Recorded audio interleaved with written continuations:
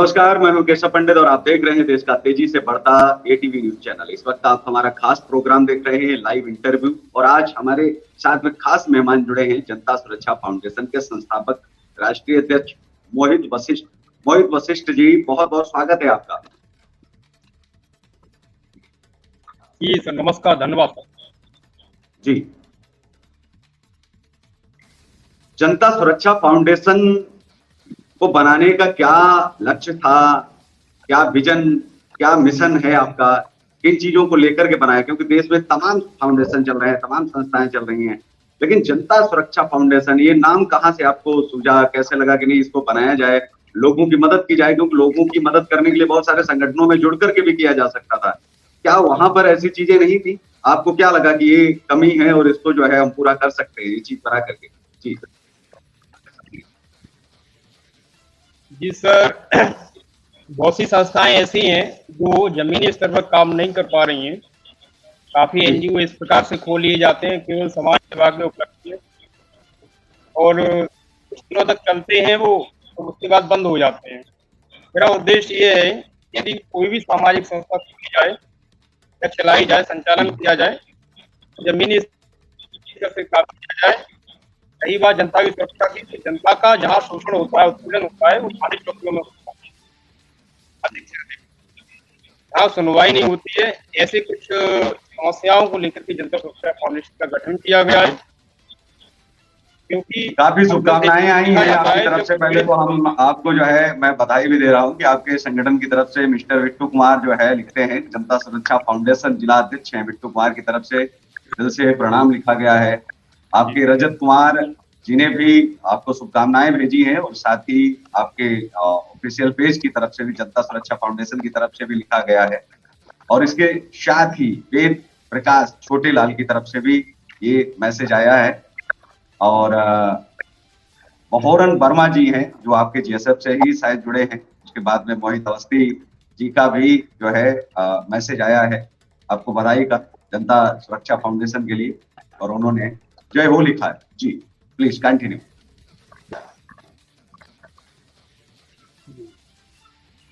तो ऐसी समस्याओं को लेकर के जनता सुरक्षा फाउंडेशन का गठन किया गया है।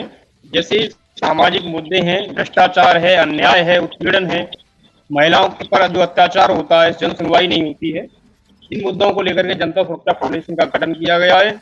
इससे जनता सुरक्षित रहे। यही नहीं होता है कि किसी जगह पर पहरा दिया जाए तभी जनता सुरक्षित हो सकती है, इसका मतलब ये नहीं होता है।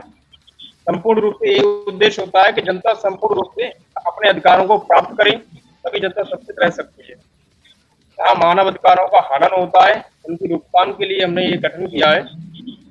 और समाज में आपको लगता है कि समाज में आपको लगता है कि बहुत सारे कानून हैं जिनको बदलने की आवश्यकता है, जिन्हें अगर समय रहते अगर बदल दिया जाए तो बहुत अच्छा रहे। सरकारें अगर इन पर काम करें, क्योंकि उसकी वजह से बहुत तकलीफें होती हैं, दिक्कतें और समस्याएं भी खड़ी हो जाती है। क्योंकि कानून अच्छे ना हो तो फिर उन पर अमल कैसे किया जाए? जो नई समस्याएं हर रोज पैदा हो रही हैं, उनको लेकर के क्या सरकार को ठोस कदम नहीं उठाने चाहिए? कैसे देखते हैं आप? बिल्कुल उठाने चाहिए। देखिए, शासन से जनता की यही आशा रहती है कि शासन अच्छा आए, शासन बढ़िया तरीके से काम करे, और प्रशासन के लिए दृष्टिकोण बना करके इस प्रकार से रूपरेखा तैयार की है जिससे जनता सुरक्षित रहे, उनके अधिकारों को हनन न हो पाए, उनके अधिकारों की रक्षा हो। जैसे कि अब आपने देखा होगा, किसी चौकी में जाए पीड़ित एफआईआर लिखवाने तो सबसे पहले उसको इस प्रकार से, मतलब एक तरीके से उसका साथ दुर्व्यवहार किया जाता है कि वो पहले से बिल्कुल, वो पीड़ित न होकर के वही अपराधी हैं, वही दोषी हैं।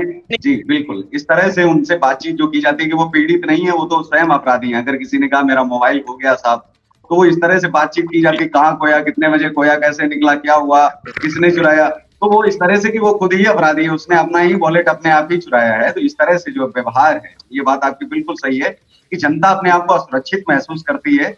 अधिकारी और जनता का एक साथ समन्वय जो है बन सके, उसके लिए तमाम एनजीओ और फाउंडेशन बनाए जाते हैं। तो अभी तक कितने राज्यों में आप काम कर रहे हैं वर्तमान समय में, और कितने जिले जो है अभी तक आपके अंडर में जो है जहां आप जो है कार्य लगातार बढ़ा रहे हैं? जी,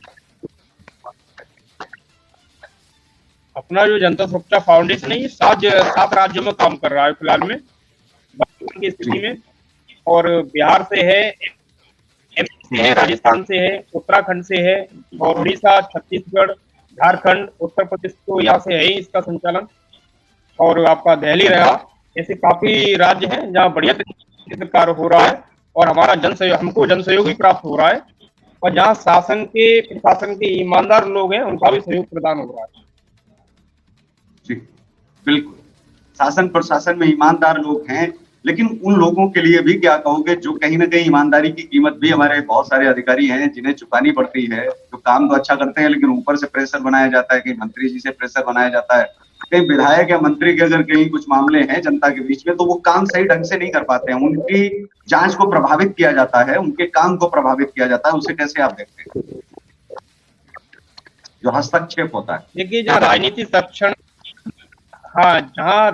संरक्षण में किसी केस को दबाया जाता है, ऐसी परिस्थिति में हम लोग ज्ञापन देते हैं, सीनियर अधिकारियों को अपने का बाहुबल दिखाते हैं और धरना देते हैं, विरोध करते हैं, ऐसे भ्रष्टाचार नेताओं का, भ्रष्टाचार अधिकारियों का खुलेआम विरोध भी करते हैं और आगे की परिस्थितियों को संभालने का काम। बिल्कुल, जो भ्रष्ट अधिकारी हैं उन पर कार्यवाही होनी ही चाहिए, लेकिन साथ ही ये ध्यान रखा जाए कि जो हस्तक्षेप करने वाले मिनिस्टर हैं, विधायक हैं, नेता हैं, कार्यवाही उन पर भी होनी चाहिए, क्योंकि वो जांच को प्रभावित करते हैं, वो कार्य को प्रभावित करते हैं, वो सही अधिकारियों को सही ढंग से काम करने नहीं देते हैं।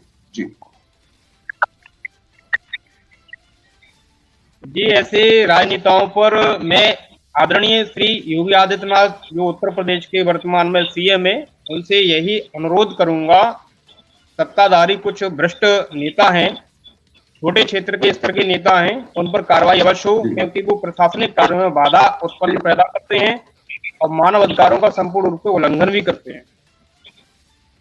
जी, जनता को परेशानियां क्या क्या, किन किन परेशानियों को आपका संगठन देखता है, क्या क्या समस्याएं हैं जिनको आप अधिकतर जो है ज्यादातर आप उठाते हैं, वो कौन सी समस्याएं? जी, जनता की जो आम समस्याएं हैं वो कानूनी क्षेत्र से संबंधित हैं। हमारे मुख्य कार्यालय पर, जनपद कासगंज में मेरा मुख्य कार्यालय है, यहाँ पर आए दिन तमाम ऐसी समस्याएं आती हैं। जैसे मैंने पूर्व में भी बताया था कि दरोगा जी ने साहब हमारी रिपोर्ट नहीं लिखी या हमारे साथ दुर्व्यवहार किया था, पीड़ित को अपराधी बना करके 151 में चालान कर दिया जाता है। ऐसी काफी समस्याएं हैं, ऐसी समस्याओं के विरोध में हम लोग काम करते हैं। अधिकतर कानूनी क्षेत्र में मेरा कार्य है। जैसे समय समय पर सोशल वर्क भी किया जाता है, पीड़ित हैं, दिव्यांग हैं, वृद्ध हैं, ऐसे लोगों को दवाइयों की भी व्यवस्था की जाती है, सरकारी दवाइयों का वितरण किया जाता है, अपने जिले के सीएमओ को अवगत करा करके इस विषय में, और अन्य भी सेवाएं दी जाती हैं जो सोशल वर्क से संबंधित। संगठन बनाने का जब ख्याल आपके मन में आया तो ये भी आया होगा कि हमें कल को पुलिस से भी उलझना पड़ेगा, सरकार से भी उलझना पड़ेगा, इसको लेकर के जो है वहां के जो अधिकारी हैं वो सहयोग भी करते हैं और उलझते भी होंगे, जाहिर सी बात है। तो ऐसे भी बहुत सारे मामले आए होंगे जिनमें जो है अधिकारियों ने आपके संगठन की सहायता ली हो? जी, ऐसे मामले आते हैं, ऐसी बात नहीं है, आते भी हैं।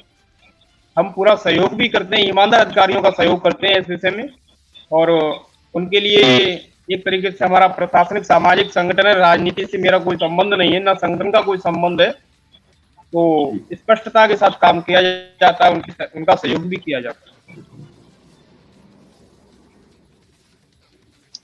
बाकी देश के युवाओं को कैसे आप देखते हैं? क्या उनको भी समाज सेवा में बढ़ चढ़कर हिस्सा लेना चाहिए, गलत के खिलाफ आवाज उठानी चाहिए? क्योंकि नेताजी सुभाष चंद्र बोस कहते थे कि अन्याय करने वाला तो अपराधी है ही, लेकिन सहना भी अपराध है, उसको सहा नहीं जाना चाहिए किसी भी कीमत पर।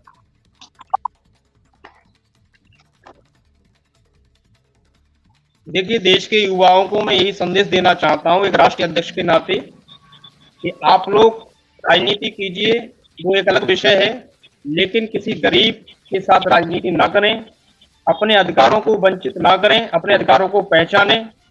और राजनीति करने के लिए काफी राजनेता है, लेकिन आजकल मैं युवाओं को यही संदेश देना चाहता हूँ, राजनीति कम करें, देश के जो मौलिक अधिकार दिए गए हैं, देश की सेवा जो करनी चाहिए, राजनीति को थोड़ा हटके करनी चाहिए, उस मार्ग पर यदि आए तो बेहतर रहेगा, देश का विकास भी होगा ईमानदारी के साथ में, जो भ्रष्टाचार फैला हुआ है उस पर भी रोकथाम करने का प्रयास सफल होगा। महिलाओं को लेकर के कैसे आप देखते हैं, जो उनको बहुत सारे अधिकारों के लिए भी लड़ाई लड़ती हैं, उसके बाद में तलाक का तो चलिए मुद्दा चला गया है, लेकिन उसके बावजूद भी अभी घरेलू हिंसा है, ऐसी चीजें हैं।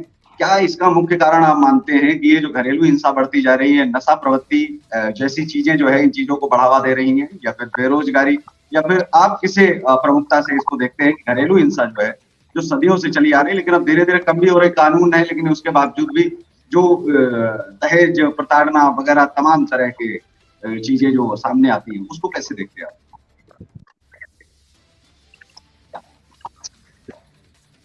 देखिए, ऐसे केसों में यदि मामला न्यायालय में नहीं पहुंचा है, बाहर ही है, न्यायालय से बाहर है, थाने चौकियों तक यदि मामला पहुंचा है, तो हम संपूर्ण रूप से समझौता कराने का प्रयास करते हैं। दोनों पक्षों को बिठा करके समझौता कराने का प्रयास करते हैं। अब बात रहती है नशे से संबंधित, तो उनका उसमें भी सहयोग करते हैं, उनको समझाते हैं, उनको थोड़ा मतलब बताया जाता है, कानूनी अधिकार बताए जाते हैं। यदि आप महिलाओं को इस प्रकार से, अपने घर की महिलाओं को इस प्रकार से परेशान करोगे तो आपको भी कानूनी रूप से मतलब कार्रवाई की जाएगी। थोड़ा उनको बताया जाता है, समझाया जाता है। यदि न्याय से बाहर तो समझौता करा दिया जाता है उनको संपूर्ण रूप से। जी, बच्चों को लेकर के कैसे देखते हैं, जो भीख मांगने वाले बच्चे हैं, जो बाल श्रम क्या केवल एक ही प्रकार का है? जो बच्चे 17 साल के हैं, 16 साल के हैं, कारणवश मजबूरीवश भीख नहीं मांगना चाहते, लेकिन कहीं ना कहीं काम कर रहे हैं, लेकिन उसको अपराध की श्रेणी में जोड़ दिया जाता है। वहीं दूसरी तरफ सिनेमा जगत में काम करने वाले बच्चे हैं, वो भी तो एक प्रकार का श्रम ही है। इसे कैसे आप देखते हैं? जो श्रम करना है तो अपराध है, क्योंकि वो पैसा लेकर के श्रम किया जा रहा है। सिनेमा में वही चीज मान्य है और वही चीज जो है बाहर। ठीक दूसरी तरफ दूसरा मुद्दा कि अगर कोई जुआ खेलते मिल गया तो वो अपराध है, लेकिन ऑनलाइन गेम जो चल रहा है, ऑनलाइन जुआ जो खिलाया जा रहा है, 3 पत्ती 4 पत्ती जो भी चीजें हैं, वो सामने आपके शाहरुख खान या बड़े बड़े अभिनेता, सरकार उसको प्रमोट कर रही है, वो अपराध नहीं है क्या? ऑनलाइन खेला जाए, वहां भी तो पैसे से ही खेला जा रहा है, वहां तो करोड़ों का कारोबार हो रहा है। तो जहां अरब खरबपति अगर कोई स्कीम लॉन्च कर रहे हैं तो वो स्कूल है, वो स्कीम है, उनके लिए कोई कानून वगैरह है या नहीं? अपराध की श्रेणी में केवल एक ही चीज क्यों रखी जाए कि नहीं कोई मध्यम वर्ग का है या फिर कोई उसको गरीब खेल रहा है जुआ तो गलत है, अपराध है, वही बड़ा आदमी अगर जुआ खेल रहा है तो सही है।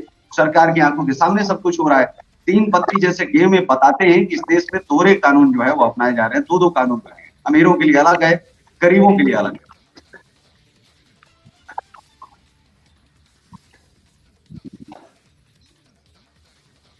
देखिए, इसमें कुछ ऐसी सामाजिक जागरूकता अभी नहीं आई है, और ये कुछ समस्याएं ऐसी होती हैं जो सामाजिक जागरूकता के आधार पर हम लोगों को, चाहे वो शासन हो या प्रशासन हो, इनका विरोध पुरजोर तरीके से करना चाहिए।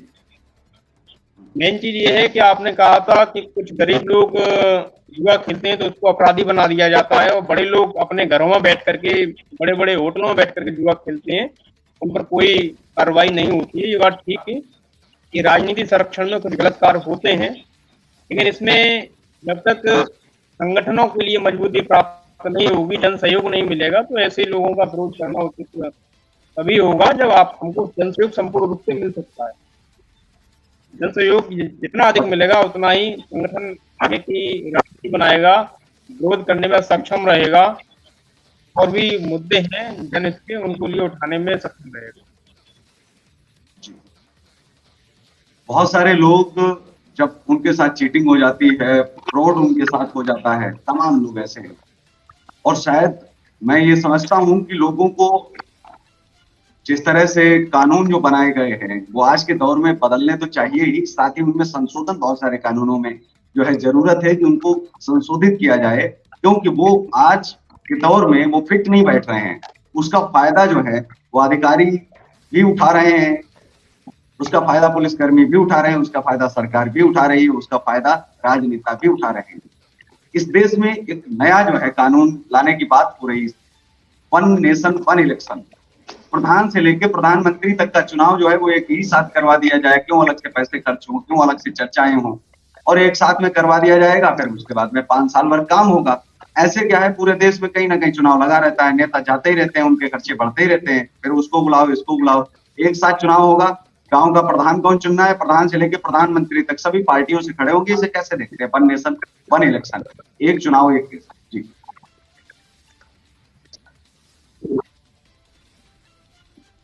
इस विषय में यह है, वैसे अच्छा मतलब अच्छी व्यवस्था है राजनीति क्षेत्र में, ये अच्छी व्यवस्था है कि यदि एक साथ चुनाव कराए जाएं तो काफी आर्थिक स्थिति में लोग, ऐसा पैसा तो जनता का ही है, राजनेता उस पैसे के लिए जिस प्रकार से खर्च कर रहे हैं, यदि एक ही प्रकार से खर्च किया जाए तो आर्थिक स्थिति में सुधार होगा। जो आम पब्लिक की स्थिति खराब चल रही है फिलहाल में, उसमें भी काफी सुधार होगा, देश के विकास में भी अच्छी गति प्राप्त होगी। लेकिन ऐसी व्यवस्था हो बढ़िया रहेगा, मैं पूरा सहयोग करूंगा, जन सहयोग भी प्राप्त होगा ऐसी व्यवस्था की।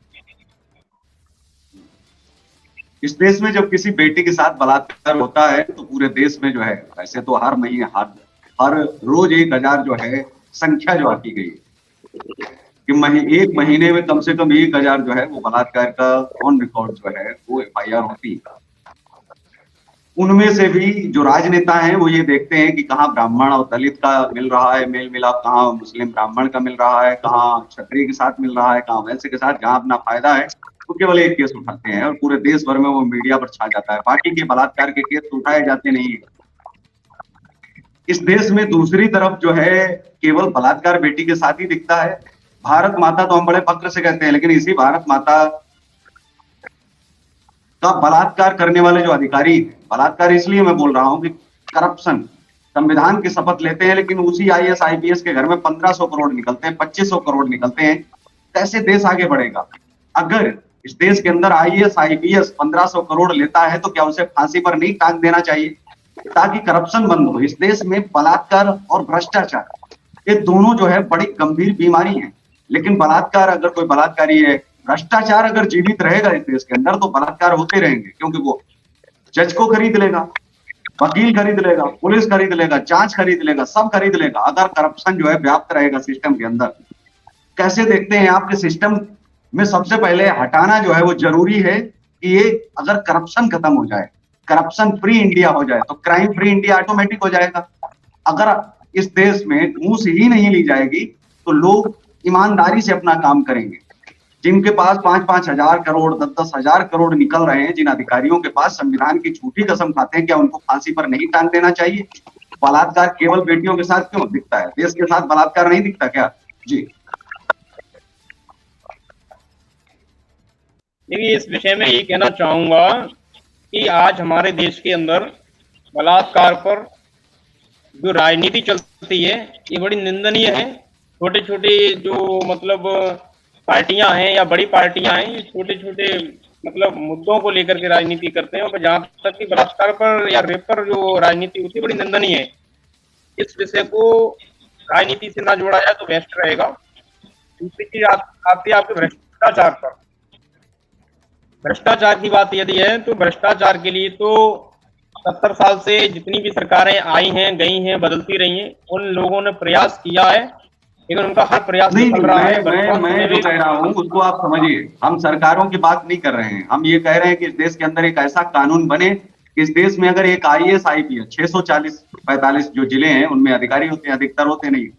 अगर IAS और IPS इन दो के लिए कानून खास करके बना दिया जाए कि अगर इनके घर में आय से अधिक संपत्ति पाई जाती है, 1 रुपए का भी अगर ये पाया जाता है, अगर 1500 करोड़ 1000 करोड़ 2000 करोड़ अगर इनके घरों में पाए जा रहे हैं तो आप सोचिए कि क्या इनको फांसी पर नहीं टांगना चाहिए ताकि देश में जो है कानून व्यवस्था सही ढंग से स्थापित हो सके। इस देश में अपराध जो है वो करप्शन से बढ़ता है या फिर ईमानदारी से बढ़ता है? अगर कोई ईमानदार है तो फिर क्राइम कैसे हो रहा है? मतलब है कि जब तक करप्शन रहेगा रग रग में, देश का बलात्कार नहीं दिखता। भारत माँ के साथ जो बलात्कार कर रहे हैं हर रोज अधिकारी, वो भी तो दिखना चाहिए।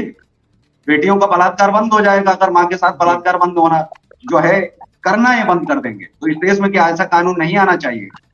इतने हजारों करोड़ की कमाई वो रख रहे हैं, एक अकेला व्यक्ति हजारों करोड़ पर जो है। जी जी बिल्कुल, इस पर बिल्कुल कानून बनना चाहिए।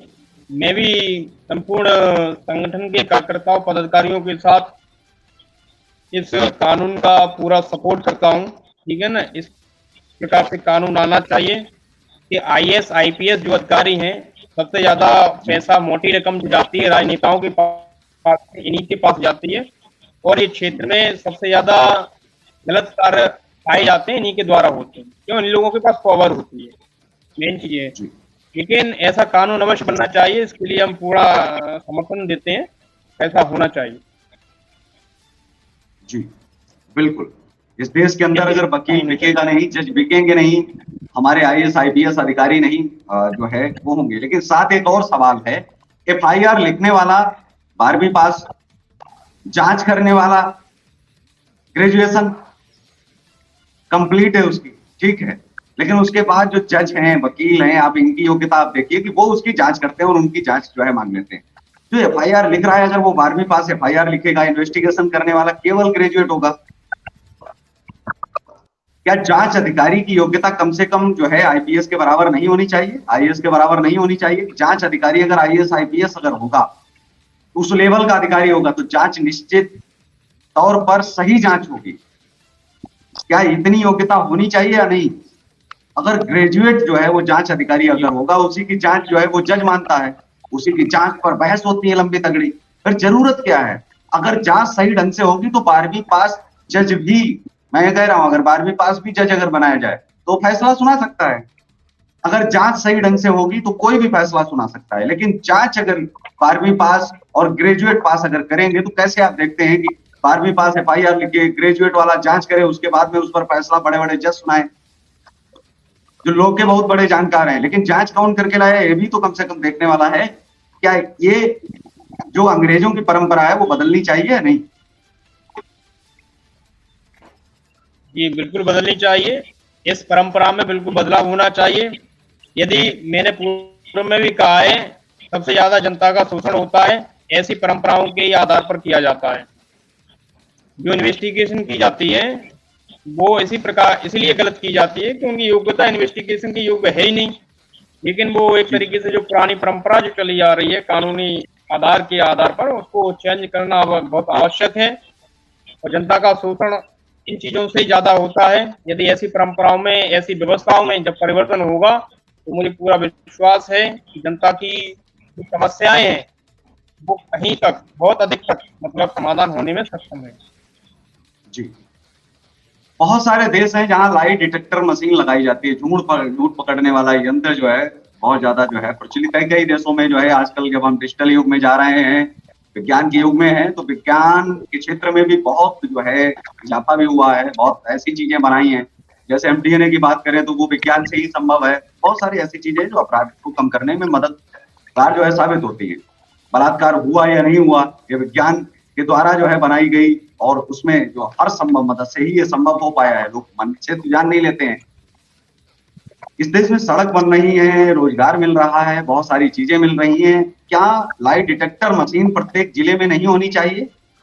क्या प्रत्येक थाने में नहीं होनी चाहिए? अगर एक कोशिश हो, जो छोटे मोटे जो अपराध हैं वो तो एफआईआर तक पहुंचे ही नहीं, पहले दिन ही वो झूठ पकड़ने वाला यंत्र उन चीजों को पकड़ ले। क्या ऐसी व्यवस्थाएं अगर हर थाने में हो जाएं, तो 100 में से मुझे लगता है कि 1-2 ही एफआईआर लिखी जाएंगी। फर्जी लोगों के अंदर डर भी होगा, फर्जी लोग जाएंगे नहीं, झूठी गवाही देने वाले भी डरेंगे उस मशीन से कि कहीं हम पकड़ में आ गए तो हमको 10 साल की जेल करवा दी जाएगी। तो क्या ऐसी व्यवस्थाएं जो है विज्ञान की मदद और अधिक नहीं ली जा सकती? दूसरा, माइंड रीडर। जब हम देखते हैं कि माइंड रीडिंग की क्षमता जो है बहुत ज्यादा डेवलप हो रही है, बहुत सारे लोग जो है पढ़ लेते हैं दिमाग को और वो ये बोल देते हैं कि ये झूठ बोल रहा है, सही बोल रहा है। क्या प्रत्येक थाने में माइंड रीडर की भी भर्ती होनी चाहिए या नहीं, ताकि केस जो है वो साथ के साथ वो हल हो सके, बहुत सारी चीजों में मदद मिल सके। अगर एक रोजगार भी जो है अलग मिलेगा, क्या विज्ञान की तकनीक की सहायता नहीं ली जा सकती? हमारे ऐसे अपराधों को जो है कम करने के लिए और कम किए जा सके, उसके लिए क्या ये चीज सोचनी नहीं चाहिए? जी जी बिल्कुल होना चाहिए। ये चीजें जितनी अधिक हो जाएंगी, जितना मतलब आधुनिक युग चल रहा है इस समय, जितनी डिजिटल सुविधाएं मिलेंगी पुलिस के लिए, तो उसमें काफी सहयोग भी मिलेगा केस डील करने में, और काफी समय भी कम लगेगा और ईमानदारी से काम होगा। लेकिन इसमें यही है कि कुछ केस राजनीति क्षेत्र में ऐसे काम चलते हैं कि ऐसी व्यवस्थाएं लाना, सत्ताधारी सरकार है या फिर पूर्व की जो सरकारें रही हैं, वो लोग ये चीजें लाना नहीं चाहते हैं। लेकिन लाना चाहिए इन चीजों के लिए कि जनता के हित में ऐसी चीजें आएंगी, ऐसी व्यवस्थाएं बनेंगी तो जनता के लिए भी लाभ होगा और देश का भी विकास होगा। ऐसे हर थाने में ऐसी चीजें आनी चाहिए। जी बिल्कुल, कि थाने में अगर ऐसी चीजें बढ़ती हैं, हमारे पास जो है आधुनिक युग में जब हम आगे बढ़ रहे हैं तो हम विज्ञान की तकनीक की सहायता क्यों नहीं ले सकते हैं, ताकि अपराध और कम हो सके। इतना लंबा क्यों किसी ने केस खींचना? अगर कोई बोल रहा है कि ये चोरी के आरोप में इन लोगों को लाए हैं तो उनको साथ के साथ ही हल कर दिया जाए, वो अदालत तक क्यों पहुंचे? लोगों के अंदर डर भी रहेगा कि हम अगर झूठी गवाही देते हैं तो हमें जो है ये सजा का ये प्रावधान है। झूठ बोलने वाले को भी उतनी ही सजा मिले जिस केस में वो फंसवा रहा है। अगर किसी ने 76 लगवाया, 76 में आजीवन अगर है और कोई महिला झूठा केस लगा रही है तो उस महिला को आजीवन सजा मिलनी चाहिए, क्योंकि वो झूठ केस दर्ज करवा रही है। बहुत सारे केस फर्जी पाए गए। SC/ST केस अगर झूठ दर्ज करवाया जा रहा है तो अगर 20 साल की सजा है, SC/ST में या 10 साल की सजा है, 5 साल की है, तो उतनी ही सजा उस व्यक्ति को मिलनी चाहिए। अगर SC/ST लगवाने पर 8 लाख रुपए उसको दिए जा रहे हैं, अगर वो झूठा पाया जाता है तो 8 लाख रुपए उस पीड़ित को दिए जाने चाहिए। कानूनों में बदलाव होगा तभी ये संभव है कि लोगों के अंदर डर होगा। डर तो है नहीं, बोलते हैं झूठ केस होगा तो 6 महीने की सजा, साबित हो गया तो जिसके ऊपर साबित हुआ है 10 साल काटेगा, 15 साल काटेगा। क्यों भाई? जिसने झूठ लिखवाया उसको भी तो 10-15 साल काटने दो, ताकि समाज में एक अच्छा संदेश जा सके। नहीं, इसने झूठ लिखवाया तो झूठ की सजा 6 महीने।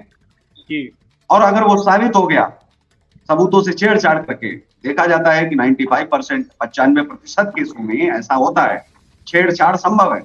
टिकाऊ अधिकारी उस चीज को शुरुआत से ही बदल देते हैं। तो ऐसे में ये देखने वाली चीज है कि अगर वो शुरू से ही अगर जांच को गुमराह करेंगे तो कोर्ट क्या करेगा? कोर्ट तो सबूतों के आधार पर, फिर जो सबूत आप बोल देंगे।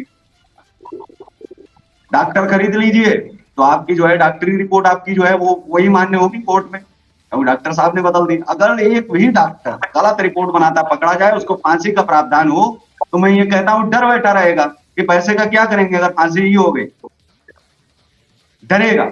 फिर प्राइवेट जांच भी मान्य उसमें होनी चाहिए।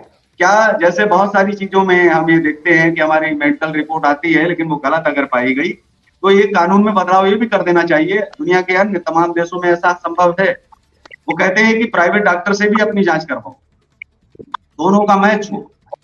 जो प्राइवेट डॉक्टर तो गलत करेगा नहीं, रिस्क लेगा नहीं, क्योंकि उसको पता है उसका लाइसेंस कैंसिल हो जाएगा।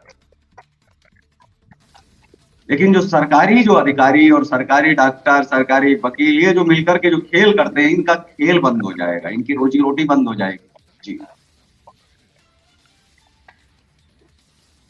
देखिए, ऐसी चीजें होनी आवश्यक हैं क्योंकि भ्रष्टाचार हर विभाग में है और ये एक सामाजिक समस्या है। इसके लिए भ्रष्ट आचरण वाले जो लोग बैठे हैं, चाहे वो अधिकारी हों या भी कोई भी हो, ये मानसिक रोग है एक तरीके से। हर व्यक्ति को थोड़ा लालच दे दिया जाए, वो ये नहीं देखता है मैं क्या काम कर रहा हूँ, कितना गलत कर रहा हूँ, कितनी गलत सीमा तक काम कर रहा हूँ। लेकिन इसके लिए मैं कुल मिलाकर के यही कहूंगा कि कानूनी संविधान में जो कानून दिए गए हैं इनमें काफी चेंजिंग होने की आवश्यकता है और कुछ कानून इस तरीके से बनाए जाएं जो भयभीत वातावरण अपराधियों के लिए तैयार किया जाए। अपराधी आज के समय में बिल्कुल भयभीत नहीं होते हैं, जेल जाते समय सेल्फी लेते हैं, मुस्कुराते हैं। ऐसी जो कंडीशन अपराधियों की है तो ऐसे अपराधी किस प्रकार से डरेंगे? कानून जितना मजबूत होगा, जितना भयभीत होगा, जितना भयभीत तरीके से किया जाएगा, उतना ही लोगों के लिए सुरक्षित वातावरण मिलेगा। बिल्कुल। कोई देशवासियों से आप अपील करना चाहते हैं, कोई ऐसी अपील जो आप चाहते हैं कि देश में हम युवाओं से करें, लोगों से करें, जनता से करें, अधिकारियों से, सरकार से, अगर कोई आप अपील चैनल के माध्यम से करना चाहते हैं तो प्लीज। मैं ATV चैनल के माध्यम से सभी देशवासियों से यही अपील करना चाहता हूं कि जनता सुरक्षा फाउंडेशन का सहयोग करें और जनता सुरक्षा फाउंडेशन जैसे अन्य संगठन जिस देश में जो संचालित हैं, ऐसे सभी संगठनों का सहयोग करें और सामाजिक मुद्दों पर काम करें। राजनीति से थोड़ा दूरी रहें क्योंकि राजनीति में सबसे ज्यादा पाप होते हैं। सामाजिक संगठन हमेशा जन कल्याण के लिए बनाए जाते हैं। सामाजिक संगठनों का सहयोग करें और जो कानूनी परिवर्तन होना चाहते हैं इसमें भी सहयोग करें। अधिक से अधिक सत्य के मार्ग पर चलें, अच्छे कार्य करें, नशा से दूर रहें। ऐसे में युवाओं को संदेश देना चाहता हूँ। आजकल की वर्तमान स्थिति ऐसी चल रही है कि युवाओं की नशे की तरफ बहुत अधिक युवा प्रेरित हो रहे हैं। ऐसा ना हो, क्योंकि यदि युवा ही नशे की तरफ चले जाएंगे तो फिर देश का विकास कैसे होगा। युवा देश की मेन रीढ़ होती है, मुख्य रीढ़ होती है। युवाओं को सोचना चाहिए, देश का विकास युवाओं से ही है। बहुत बहुत आभार, आप जुड़े और आपने बात रखी कि जनता की सुरक्षा होनी चाहिए। इसको सुनिश्चित करने के लिए सरकार को भी कड़े कदम उठाने चाहिए, अधिकारियों को मदद करनी चाहिए, उनको जो है अपनी जो जो सेवा वो दे रहे हैं वो ईमानदारी से करनी चाहिए, मजबूती के साथ उन्हें खड़े होना चाहिए। कोई चीज ऐसी ना हो जो प्रभावित हो और किसी की लाइफ बर्बाद हो जाए। तो बहुत बहुत शुक्रिया, बहुत बहुत आभार जुड़ने के लिए। जय हिंद, वंदे मातरम। इस कार्यक्रम में बस इतना ही। आप देखते रहिए, देश का तेजी से बढ़ता है चैनल। हमें कीजिए इजाजत।